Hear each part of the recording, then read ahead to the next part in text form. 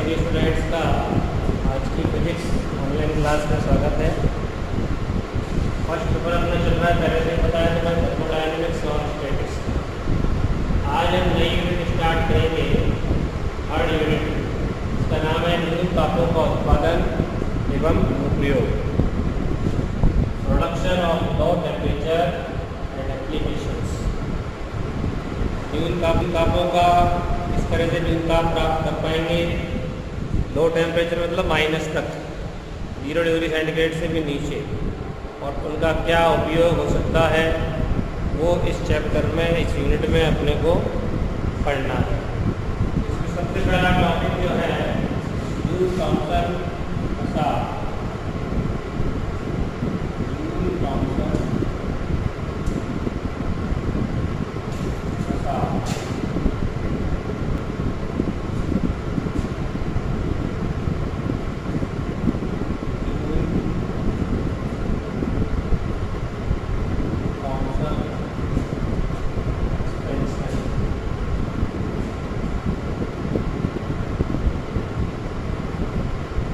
Joule Thompson प्रसार प्रसार का मतलब गैसों का प्रसार होता है। इसको जूल थॉम्सन प्रभाव भी कह सकते हैं। जूल थॉम्सन प्रभाव भी कह सकते हैं। अब जूल थॉम्सन प्रसार क्या है? जैसे अपन जानते हैं कि गैसों का प्रसार होता है, खासकर जो वास्तविक गैसें होती हैं। आदर्श गैस तो वैसे भी काल्पनिक है, अपन सब जानते हैं। रियल गैस वास्तविक गैसें होती हैं, जो अपन प्रैक्टिकली जिनका अध्ययन करते हैं वो वास्तविक गैसें हैं। आदर्श गैस तो मात्र एक कल्पना है। कुछ विशेष कंडीशन में वास्तविक गैसें आदर्श गैस की तरह बिहेव कर सकती हैं, तो वहाँ वो समीकरण, आदर्श गैस अवस्था समीकरण अपन लगा देते हैं वास्तविक गैसों के लिए भी। हालांकि एग्जैक्ट सभी कंडीशन में वास्तविक गैसें आदर्श गैस जैसा व्यवहार नहीं करती है। तो जूल थॉम्सन प्रसार क्या है? जब किसी वास्तविक गैस को उच्च दाब क्षेत्र से निम्न दाब क्षेत्र की ओर किसी सरंध्र डाट माने सूक्ष्म बारीक छिद्रों वाला एक डाट से दो भाग अलग हो जाए, एक उच्च दाब क्षेत्र और एक निम्न दाब क्षेत्र, बीच में दीवार, जैसे मान लो डाट वाली दीवार, इसमें बहुत सारे सूक्ष्म छिद्र हो, रंध्र हो। उच्च दाब वाले क्षेत्र से निम्न दाब वाले क्षेत्र की ओर किसी वास्तविक गैस को सरंध्र डाट से प्रसारित करें, उसको सरंध्र डाट से गुजारें, तो गैस का क्या होगा? प्रसार जब होगा तो उस प्रसार के दौरान गैस का टेम्परेचर घट जाएगा, कम हो जाएगा, यानी गैस ठंडी हो जाएगी। इस इफेक्ट को कहते हैं जूल थॉम्सन प्रसार या जूल थॉम्सन प्रभाव। अब गैस का टेम्परेचर कम होने का बेसिक रीज़न क्या है? तो चूँकि अपन जानते हैं जो भी वास्तविक गैसें हैं उनके अणुओं के मध्य अंतराण्विक बल होते हैं, इंटरमॉलिक्यूलर फोर्सेस। तो जब प्रसार होता है, प्रसार का मतलब अणु दूर दूर हो रहे हैं एक दूसरे से, तो अंतराण्विक बल उनको बांध के रखते हैं। अब दूर जब हो रहे हैं तो अंतराण्विक बलों के विरुद्ध क्या करना पड़ा? कार्य, और कार्य में ऊर्जा खर्च हुई, और ऊर्जा कौन सी आई? इंटरनल एनर्जी, यानी गैस की खुद की आंतरिक ऊर्जा खर्च होगी, और खर्च होगी तो आंतरिक ऊर्जा में कमी आएगी, और आंतरिक ऊर्जा जो होती है वो ताप का फलन होती है। इसका मतलब ये हुआ कि अगर आंतरिक ऊर्जा में कमी आएगी तो टेम्परेचर में भी कमी निश्चित रूप से आएगी, इसलिए गैस ठंडी हो जाएगी, गैस का शीतलन होगा। जैसे ठंडा पानी, फव्वारे में पानी ठंडा आता है कि नहीं, क्यों आता है? छिद्र होते हैं बहुत सारे, एक पाइप में से, एक नल में से आए, एक छिद्र में से आए तो पानी गर्म, और बहुत सारे छिद्रों में उसको डिवाइड कर दिया 100, 150, 200 छिद्रों में फव्वारे के अंदर, तो बहुत सारे छिद्रों में जब डिवाइड होगा तो उसमें भी वही अंतराण्विक बलों के विरुद्ध कार्य करना पड़ेगा डिवाइड करने में। उस कार्य से ऊर्जा में कमी आएगी, ऊर्जा में कमी से टेम्परेचर में कमी होती है। शावर में जब नहाते हैं ना, बाथरूम में पानी ठंडा इसीलिए आएगा बजाय नहाने पानी। जूल थॉमसन प्रभाव कह सकते हैं अपन, जब किसी वास्तविक गैस को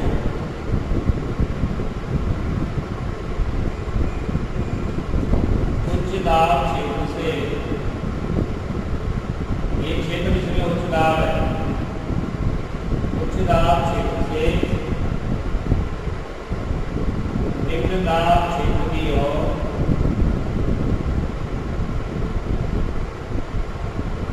सरंध्र डार्ट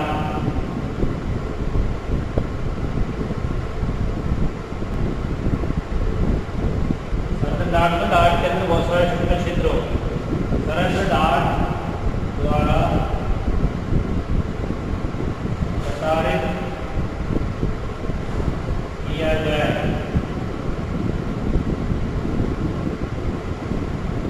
किसी वास्तविक गैस को उच्च दाब क्षेत्र से निम्न दाब क्षेत्र की ओर सरंध्र डार्ट द्वारा प्रसारित किया जाए तो गैस के ताप में कमी होती है।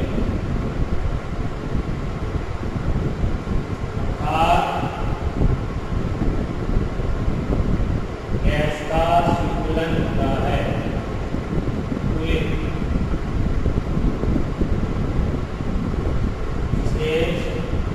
जूल थॉमसन ने किया है, इसको जूल थॉमसन प्रभाव कहते हैं। जूल थॉमसन तो साइंटिस्ट के नाम है, उन्होंने इसको ऑब्जर्व किया कि जूल थॉमसन प्रभाव ताप घटने का कारण क्या है? गैस के विभिन्न अणुओं के मध्य क्या करता है? अंतराण्विक बल कार्य करते हैं। अंतराण्विक बल कार्य करते हैं। अतः गैस के प्रसार में गैस का दूर दूर हो गया ना, गैस के प्रसार में अंतराण्विक बलों के विरुद्ध किए गए कार्य के रूप में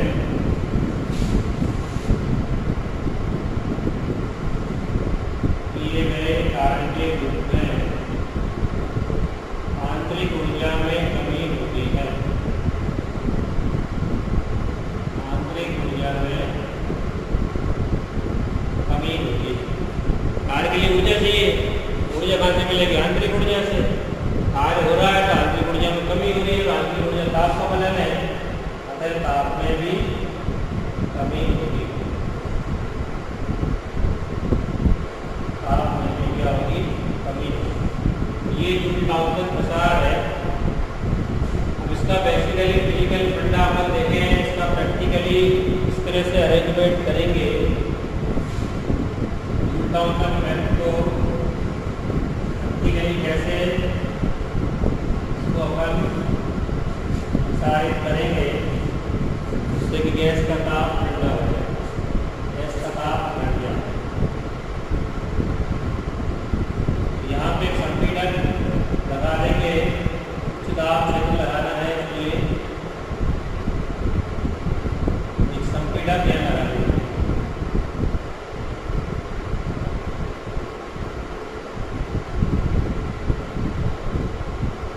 इस गैस का प्रसार करना है, इसको पिस्टन लगाया हुआ है, घर्षण गति पिस्टन। इसमें वास्तविक गैस है, इसका क्या करना है? प्रसार। गैस को ऐसे प्रसारित करके, गैस में अगर कोई जलवाष्प वगैरह हो तो उसको पहले से अलग कर लेंगे, उसको यहाँ से उच्च दाब पर संपीड़ित करेंगे। उच्च दाब नामी गैस को संपीड़ित करेंगे, फिर इस संपीड़ित गैस को टेढ़ी मेढ़ी नली से होकर गुजारेंगे, सर्पिलाकार नली से होकर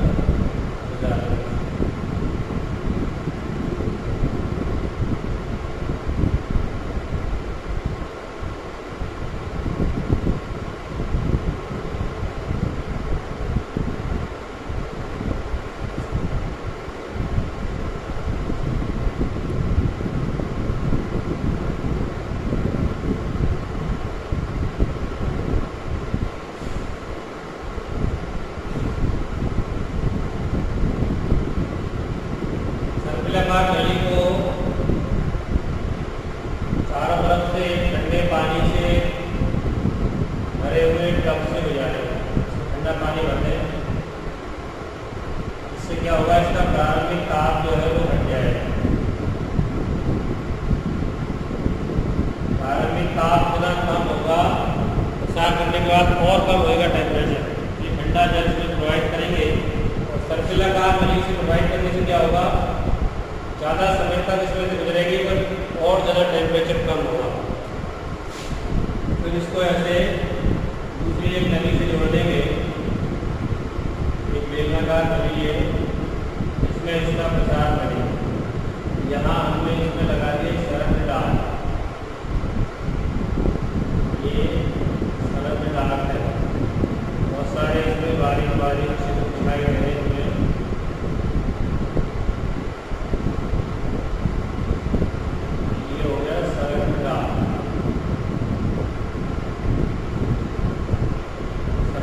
जब कोई छल्ली फेंक के ले लिए, छल्लियों में चित्र होते हैं ना छोटे छोटे बारीक बारीक छल्ली टाइप में, तो ले लिए ऐसे बहुत सारे और उनको ऊपर नीचे लकड़ी के गुट्टों की सहायता से अरेंज कर दिए ताकि उष्मा होती घटे।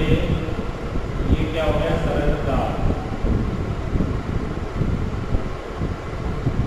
प्रारंभिक टेम्परेचर नापने के लिए और बाद का टेम्परेचर नापने के लिए हमने लगा दिया विकिरण ताप। विकिरण ताप प्रसार से पहले का टेम्परेचर। ऐसे वास्तविक गैस को उच्च दाब से इसमें से गुजारा, प्रसार तो इस सरंध्र डाट से होगा। इसमें जब आएगी तो प्रारंभिक ताप नापने के लिए हमें ताप मापी लगा देंगे। बैरोमीटर की सहायता से ताप नाप लेंगे। प्रारंभिक ताप क्या है और बाद का ताप तो एक वायुमंडलीय होगा, क्योंकि गैस सीधे वायुमंडल में निकलेगी। एक एटीएम ताप हो जाएगा बाद का। और ये विकिरण तापमान भी लगा के अपन ने T1 थर्मोमीटर, ये T2 पहले का ताप नापने के लिए और बाद का ताप नापने के लिए। ठीक है, तो ये व्यवस्था होती है। यहाँ से वास्तविक गैस को संपीड़ित करेंगे उच्च ताप पर, या ठंडे जल में प्रोवाइड करने से इसका जो प्रारंभिक ताप है, इनिशियल टेम्परेचर, वो लो हो जाएगा। फिर सरल डाट से इसको प्रसारित करेंगे तो प्रारंभिक ताप ज़्यादा है गैस का, इस सरल डाट से निकलने के बाद उसका ताप घट जाएगा। ताप को मापने के लिए हमने क्या लगाया हुआ है, ताप मापी। प्रारंभिक दाब उस दाब मापी से माप लेंगे और अंतिम दाब तो वायुमंडलीय दाब, एक वायुमंडलीय होगा जो वायु दाब होता है सामान्य, वायुमंडल का जो दाब होता है सामान्य उसके बराबर। तो ये पूरा प्रोसेस होगा एक्सपेंशन करने का जूल थॉम्सन में। अब इसकी सिद्धांत थ्योरी क्या है वो समझे पहले। प्रायोगिक व्यवस्था में ये है कि सिद्धांत को समझने के लिए देखो,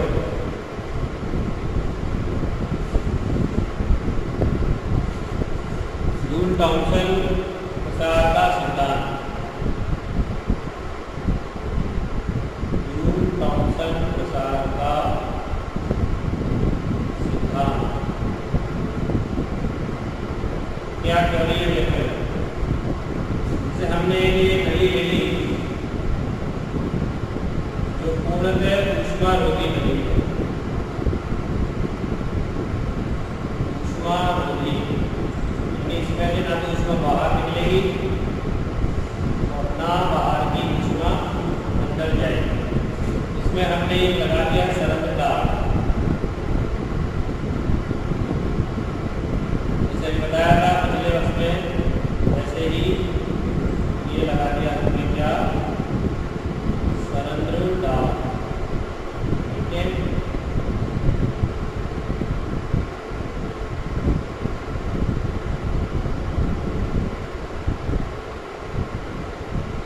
सरल डाट हमने लगा दिया।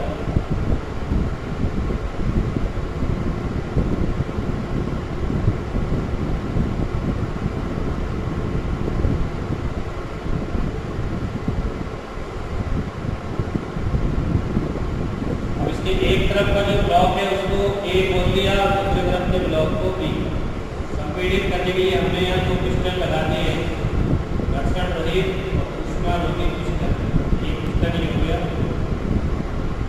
इस पिस्टन को एक्स लिखते हैं,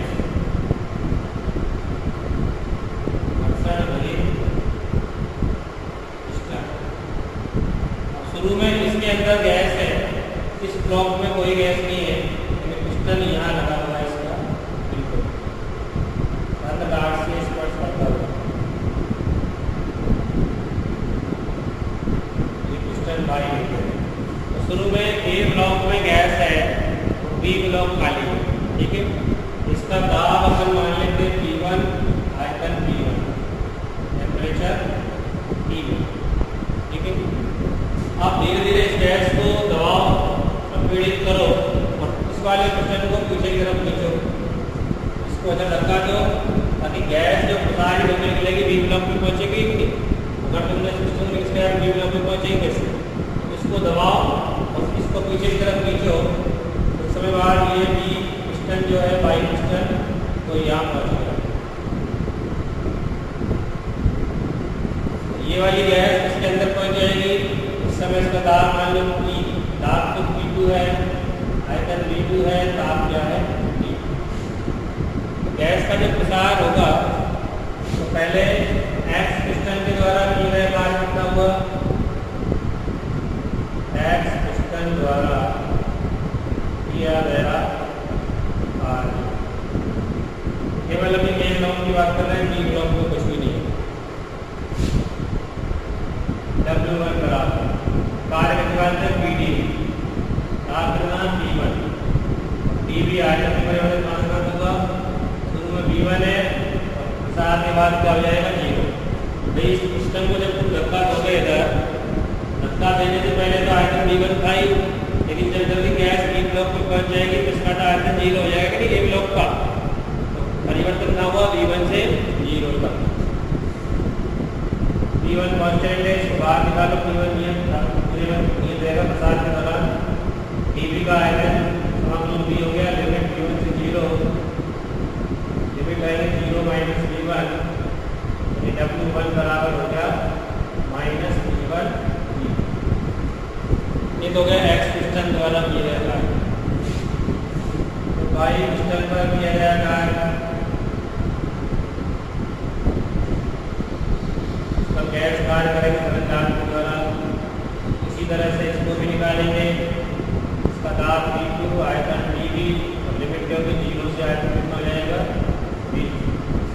पहले बी ब्लॉक का 0 ही था, प्रसार से पहले जैसे गैस आती गई आयतन बढ़ता गया, कहाँ तक बढ़ेगा P2 तक होगा। ये कार्य हो गया, P2 को तो बाहर निकाल देंगे, dB का समाकलन होगी B, लिमिट 0 से P2, upper limit P2, lower limit 0, कार्य कितना आ गया W बराबर P2 B2। कुल कार्य कितना हो गया गैस के द्वारा प्रसार में, कुल कार्य प्रसार में गैस द्वारा किया गया कुल कार्य W बराबर क्या लिखेंगे, W1 प्लस W, दोनों कार्यों को जोड़ दें, W2 प्लस में W1 माइनस में, तो कुल कार्य हो गया P2 V2 minus P1 V1। इसको लिख दिया हमने समीकरण नंबर 3, ठीक है। अब जो ऊष्मागति का प्रथम नियम अपन जानते हैं, इक्वेशन है, उसका समीकरण क्या है, ऊष्मागति के प्रथम नियम से डेल्टा Q बराबर होता है dU प्लस डेल्टा W लिखो एक ही बात है। डेल्टा Q बराबर dU का मतलब आंतरिक ऊर्जा में परिवर्तन होगा, ये भी दिखाया मैंने, कार्य करना पड़ेगा। आंतरिक ऊर्जा लिखो U2 माइनस U1, कार्य हमने लिखाई है P2 V2 minus P1 V1। अब चूंकि ये अपने दोष में पूरा ऊष्मा रोधी नलिका है, ऊष्मा कोई दी या दी नहीं गई, क्योंकि ऊष्मा अवरुद्ध है, इसका मतलब डेल्टा Q का मान क्या हो गया 0। ऊष्मा ली दी है ही नहीं अपने,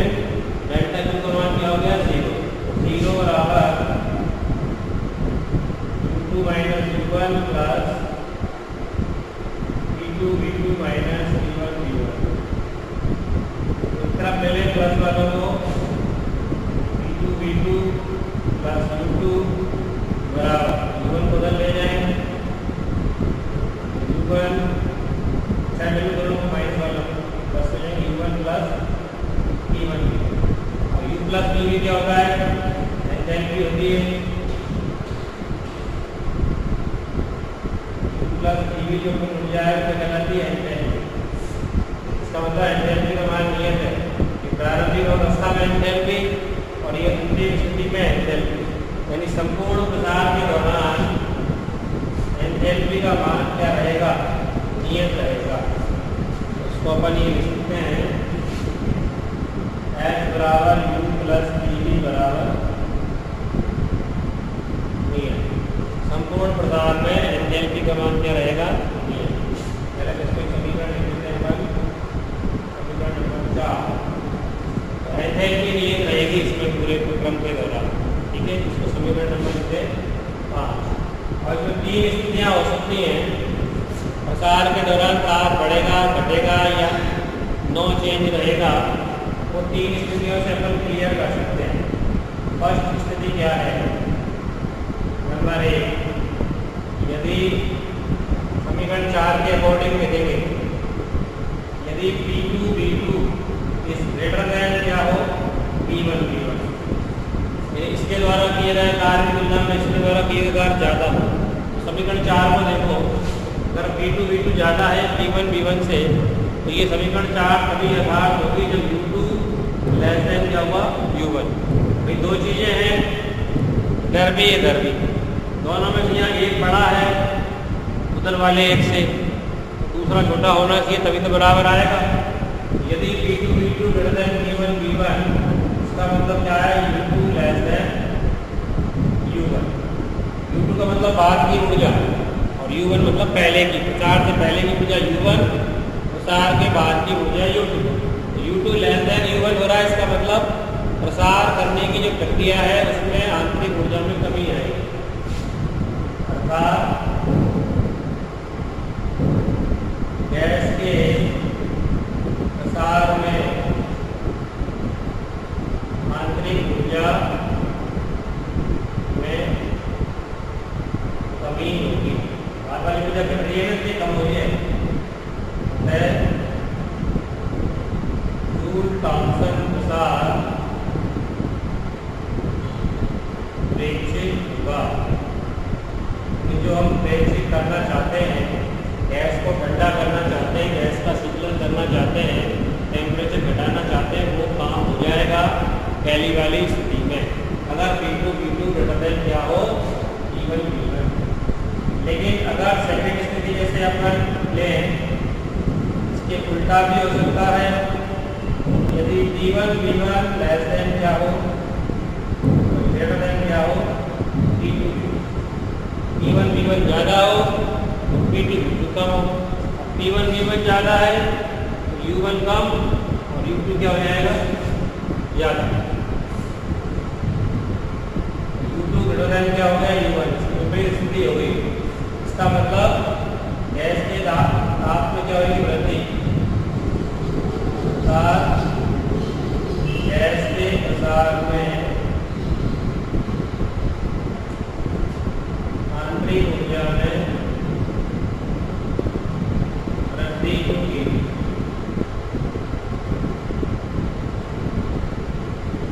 अगर गैस का क्या होगा,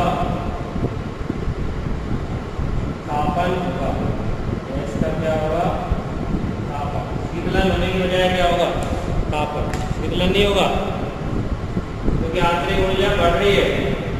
तीसरी स्थिति क्या हो सकती है,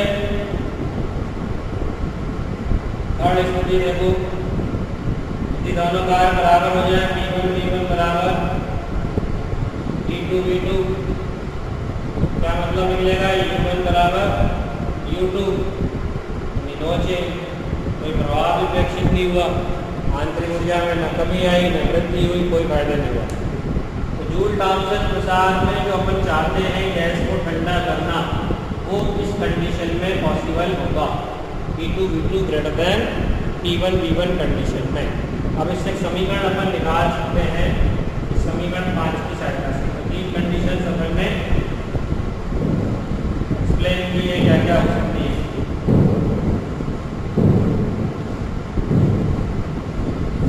क्या कंडीशन हो सकती है, देखो, H बराबर यू प्लस डीवी का इसका अपलोड करें ds बराबर du plus pdv plus pd और du प्लस pdv होता है सेकंड समीकरण के अनुसार पहले भी डिस्कस कर चुके हैं pds सेकंड समीकरण होता है फर्स्ट और सेकंड को मिला के pds बराबर du प्लस pdv ले लीजिए tds। अब क्योंकि एंट्रोपी जो होती है फलन होती है टेम्परेचर और प्रेशर का। एंट्रोपी जो होती है वो फलन होती है का टेम्परेचर और प्रेशर का। इससे ds बराबर कर लेंगे अपन del s upon del t जबकि p near dt plus del s upon del t जबकि p नियर dt। दोनों चर है ना इसके, एक बार टी के साथ में एक बार पी के साथ में करेंगे पी नियम रहेगा, पी के साथ में करेंगे टी नियम रहेगा। ds का मान ही याद रखना। समीकरण 7 से मान समीकरण 6 में रखने पर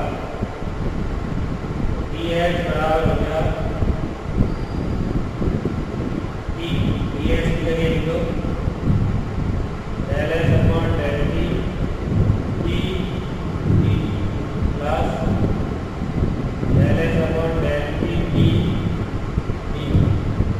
प्लस pd। इसको समीकरण नंबर लिख दो 8। इसे गुणा कर लो पहले एक बार